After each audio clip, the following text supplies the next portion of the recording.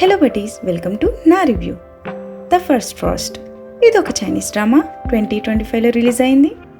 టోటల్గా ఈ డ్రామాలో 32 ఎపిసోడ్స్ ఉన్నాయి. ఇది ఒక high rating and good romantic drama అని కూడా చెప్పచ్చు.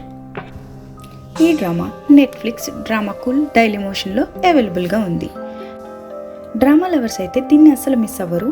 ఇంకెవరైనా మిస్ అయిన వాళ్ళు ఉంటే చూసేయచ్చు. ఇంకా ప్లాట్కి వస్తే, hero heroine high school desk mates.